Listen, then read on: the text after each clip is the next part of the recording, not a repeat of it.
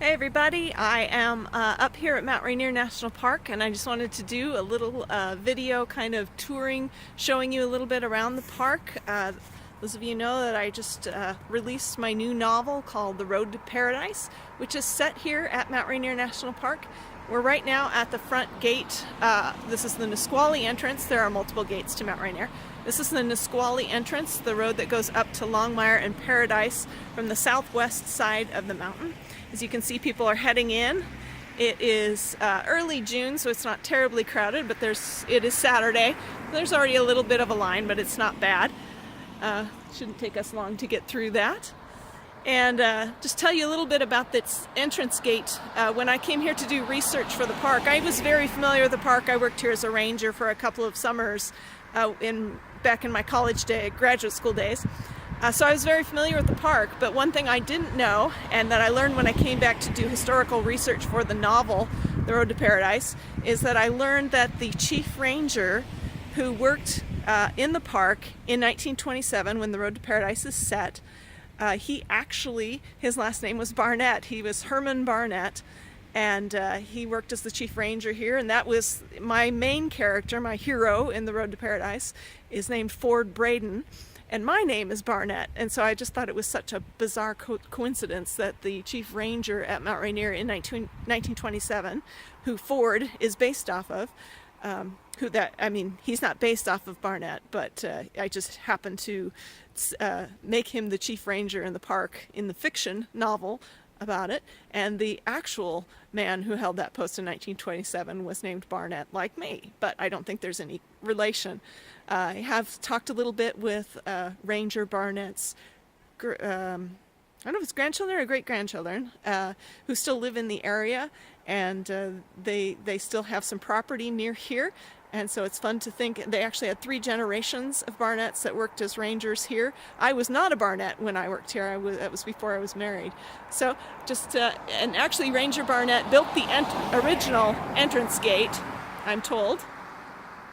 That one is, this one's been updated a couple times since then, but it was this basic design of the logs over the road. This is a very famous entrance gate to the park. So I just wanted to say hello, and we're heading in. My son Andrew is here with me, and we're going to go take a look at Longmire and at Paradise and give you a quick little tour of some of the setting for The Road to Paradise. Hello from Mount Rainier National Park. Just doing a quick tour of Longmire and letting you know some of the setting of the book. When Margie first comes to Longmire, the first place she comes is the park headquarters. In 1920s, this little building behind me was park headquarters, and you see the upper room up at the top. That's where Ford's office would have been. So when you read that in the book, this little, not much of a building behind us. And if you remember, if you're just starting to read it, they were hoping that Margie's dad was going to give them a huge donation so that they could build a nice administration building. So I'll swing this around, and you can see the large administration building right back there. That was built, well, it's not large, but it's larger than this little thing. It was built just a couple years after, or a year after, when the story would have closed. So that was not here during The Road to Paradise. If we swing around and look at Longmire, Longmire's not a really large area here at the park. It's the first community you come to when you come in the Nisqually entrance. This is Rampart Ridge behind us. And for those of you that are reading, they take a hike up on that ridge. Mount Rainier itself would be just over the top of that, but it is clouded in and you can't see it right now. So, and from here you would just see the little tippy top of the dome. So this building now that used to be park headquarters, they were going to tear it down after they built the new administration building, but the park naturalists at the time decided to save it, asked if he could save it, and they turned it into a park museum.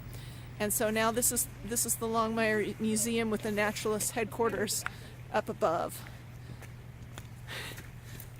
People walking by wondering why I'm talking at my phone. So this is no longer headquarters. This is a museum. It's got nice little displays in there. It's actually, people even call it a museum of a museum, because it's much like it was when they opened the museum in the late 20s or early 30s. Some of the the same displays are in there and have been carefully protected. They've got some new things too, but it's a really small, cute little museum right here in Longmire.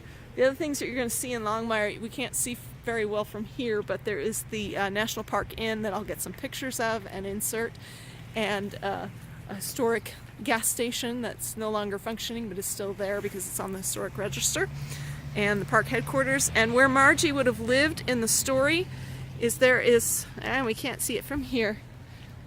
We've had back up a little bit.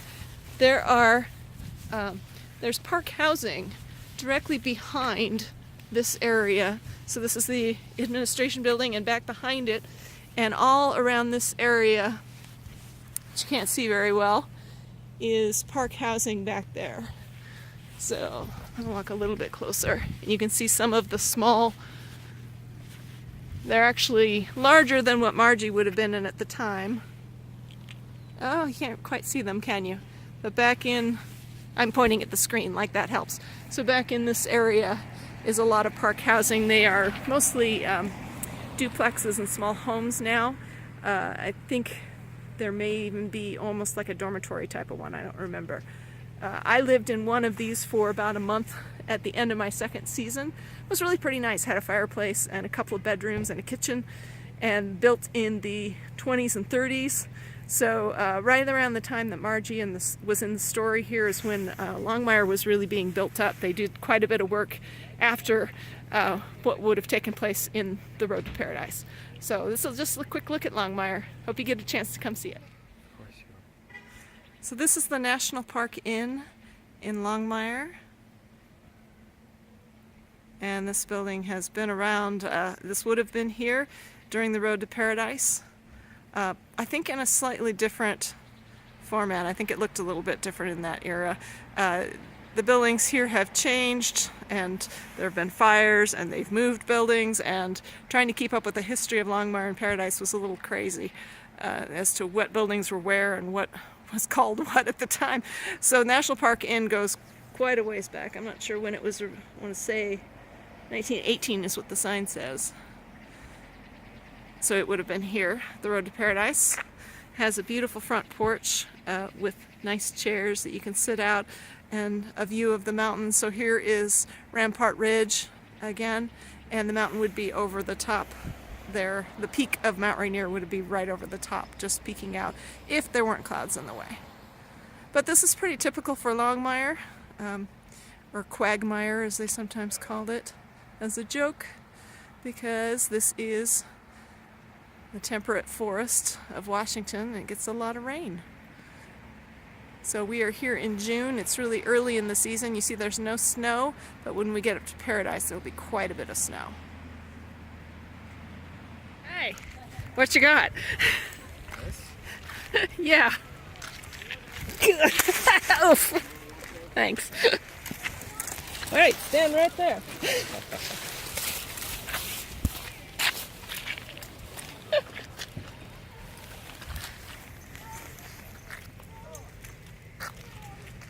This is my payback, isn't it? Yes, yes it is. No. Got me. Hi everybody. We are up at the historic Paradise Inn. You'll notice that there is a lot of snow on the ground. I don't know how well you can see it in the sunshine here, but this is June in Paradise, and these meadows up above me don't melt out until mid-July. So this is not unheard of. This is not strange in any way. In fact, we drove through a snowstorm to get here because this is 5,400 feet up here at Paradise, which, you know, if you're from Colorado, that's nothing. But here in Washington, that's pretty high. And so it does stay snowy quite a bit of the year. We get a lot of moisture in off the Pacific Ocean. So the Paradise Inn behind me, it features very prominently in the book The Road to Paradise, as makes sense. And this is the historic inn. It was built in 1917, I think. Someone check my dates there.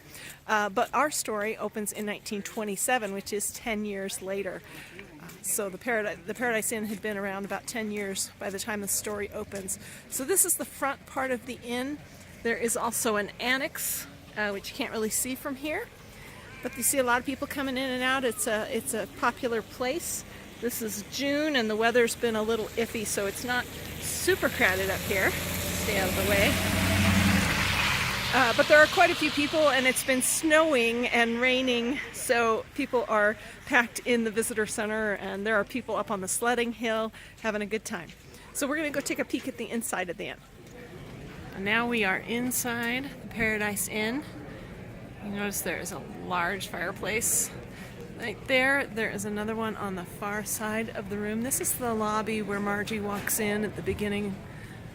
One of the early chapters of the book. You'll see that it's got beautiful open frame architecture.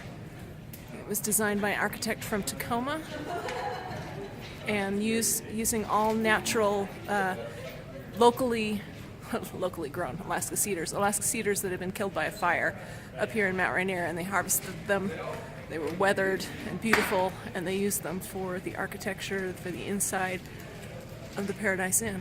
You can see beautiful, there's actually a upper level there that you can walk around. Maybe we'll take a peek at that later. But there's also gorgeous furniture and everything that is original to the inn. Most of it's original to the inn. So this is one fireplace, and then the one where Margie speaks in an early chapter of the book.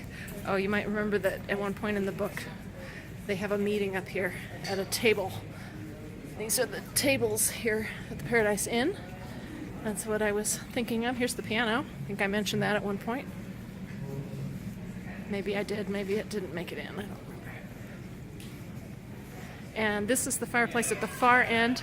And this is where the naturalists would speak, or still do. They do presentations here in the inn. They speak here by the fireplace, this table, and they line up chairs and all sorts of things here so that people who are staying in the inn can listen to the rangers speak. They usually do an evening program most nights of the summer. And there's the historic Bavarian clock. They don't have a fire going on this side. They have one going on the other side.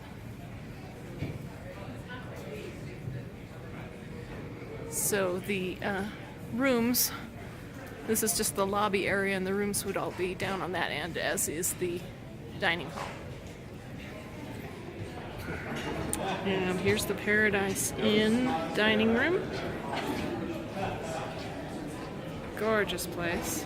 Beautiful views from the windows. Today it's views of snow, which is pretty. Miss seeing the mountain, but it's still beautiful here. We're just wrapping up here at Paradise.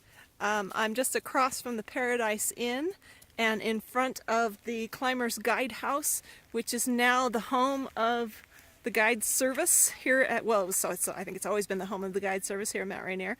And it is featured in The Road to Paradise. And if you remember reading about a building with very steep roof sides, gambrel, I don't remember the technical term of the roof line, but I knew it when I was writing it because I did the research. But it's a fascinating building designed to slough off snow. These buildings in the wintertime get completely covered in snow.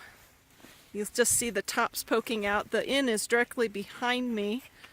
There it is. And that will be covered in snow. If you ever see historic pictures, especially of it, we don't get quite as much snow as we did back in the 20s. We were going through a time where we got huge amounts of snow, and it would be completely snowed under, and they would build, tunnels into the upper windows so they could get in. And there was always a caretaker who stayed over the summer. Now they do keep, they close the inn in the winter, but they keep the road open as much as they can. You can drive up here in the wintertime occasionally, depending on what the road conditions are like. But I just wanted to wrap up and show you that it is snowing right now at Paradise here on June 10th.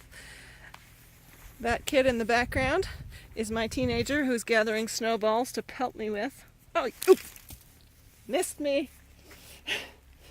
And snowmen, because there's nothing like snowmen that one was coming at me, in June. Anyway, I hope you've enjoyed this little tour of Paradise and Longmire, and enjoy the road to Paradise. Bye-bye.